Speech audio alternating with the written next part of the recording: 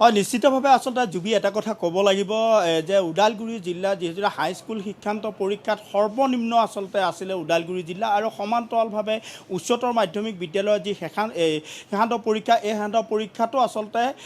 কাৰ্বি আংলঙৰ সৰ্বনিম্ন সমগ্ৰ জিলাৰ ভিতৰত আচলতে সৰ্বনিম্ন পৰিচনত আছে আপোনাৰ কাৰ্বি আংলং আৰু দ্বিতীয় সৰ্বনিম্ন হিচাপে আচলতে পৰিগণিত হৈছে ওদালগুৰি জিলা। কিন্তু সমান্তৰালভাৱে এটা কথা ক'ব লাগিব জুবি আৰু এই মুহূৰ্তত মই আচলতে টংলা এখন শিক্ষা প্ৰতিষ্ঠানত আছোঁ যি প্ৰেচিডেণ্ট কলেজ মই সামগ্ৰিকভাৱে বাবুই দেখুৱাই আছে এই দৃশ্য আৰু এই আচলতে যিখন আচলতে ৰিজাল্ট শ্বীট ওলাইছে এই ৰিজাল্ট শ্বীটত যথেষ্ট বিসংগতি আমি দেখিবলৈ পাইছোঁ আৰু বিশেষকৈ ক'ব লাগিব আচলতে যি বিসংগতি মোৰ লগত আছে ৰিচা বৰা নামৰ এগৰাকী ছাত্ৰী আৰু এই ৰিচা বৰা ছাত্ৰীগৰাকীয়ে তেখেত যথেষ্ট বিমূৰত পৰিছে এইবাবেই তেখেতে আচলতে যিটো ৰিজাল্ট শ্বীট সেই ৰিজাল্ট শ্বীটত প্ৰায় 4টাত তেখেতে লেটাৰ দেখুৱাইছে আধাতে আৰু মাৰ্কশ্বিট শ্বীটত তেখেতৰ ৰিজাল্ট আহিছে তেওঁ অল ছাবজেক্টত তেখেতে আচলতে লেটাৰ পাবলৈ সক্ষম হৈছে আৰু সমগ্ৰ জিলাখনত এনেধৰণৰ আচলতে আছিলে এইবাৰ ফলাফলসমূহ ক'ব লাগিব আমি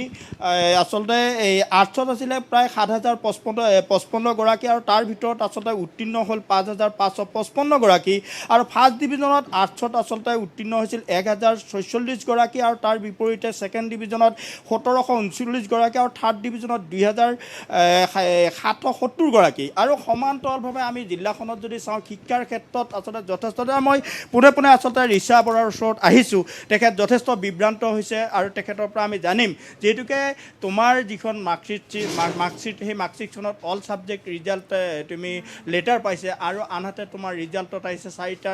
ৰিজাল্ট শ্বীট আছে গতিকে এই ক্ষেত্ৰত তুমি কি ক'বা? হয়, ফাৰ্ষ্টত বহুত নাৰ্ভাছ ফিল হৈছিল বিকজ কিবা এটা ৰিজাল্ট আমিও এক্সপেক্ট কৰি আছোঁ চ' যেতিয়া সেইটো এক্সপেক্টেশ্যনটো নহয় আৰু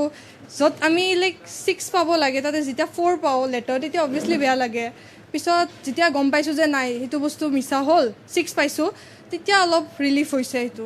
সেনেকুৱা।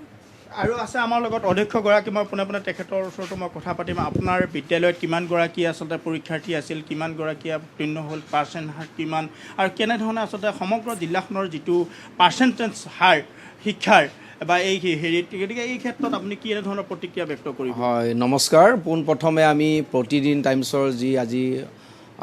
সংবাদকৰ্মী আমাৰ এইখন বিদ্যালয়লৈ আহিছে আপোনালোকক আমি ধন্যবাদ জ্ঞাপন কৰিছোঁ।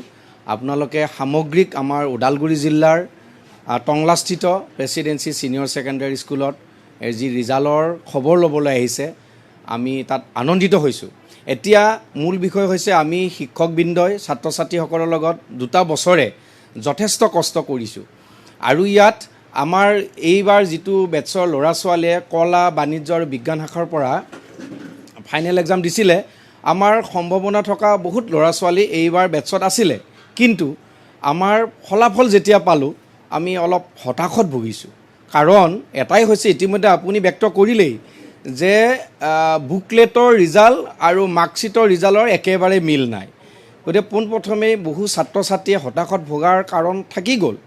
এতিয়া আমাৰ সন্দেহ হৈছে তেওঁলোকে ৰিজাল্ট যি ডিক্লেয়াৰ কৰিলে ইয়াত ইমান খৰতকীয়াকৈ ডিক্লেয়াৰ কৰিলে যে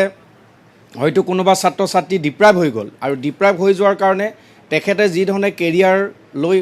আগবাঢ়িম বুলি ভাবিছিল তাত নিশ্চয় তেওঁলোকৰ আজি বাধা আহি গৈছে। এই মুহূৰ্তত আপোনাক ধন্যবাদ জনাইছোঁ।